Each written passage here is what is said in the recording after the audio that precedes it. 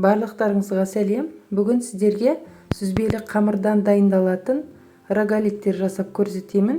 Өте дәмді, сондай нәзік болып шығады. Міндетті түрде осы рецептпен жасап көріңіз.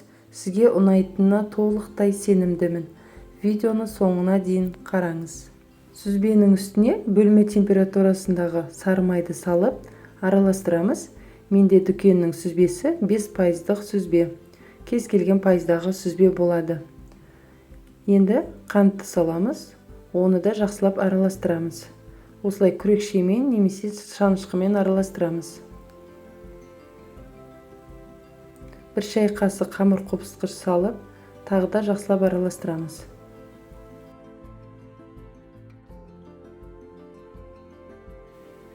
Енді ұнды салып, жұмсақ қамыр илейміз. Ұнды мен алдын ала електен өткізіп алдым. Қолымызбен илеп, жұмсақ қамыр жасаймыз.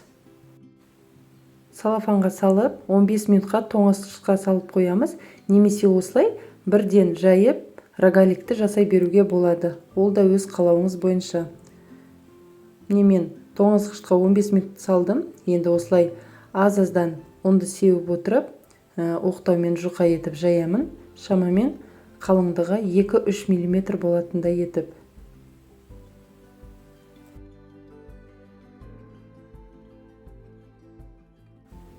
Енді үстіне осылай қант сеуіп шықтым. Ол да өз қалауыңыз бойынша.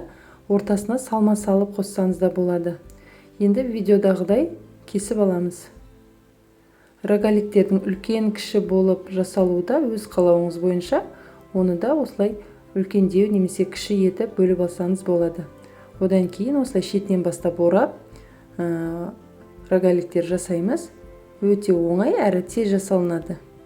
Барлығын осылай жасап, қызып тұрған пеште 180 градуста 15-20 минут пісіреміз. Міне рогаликтер пісті.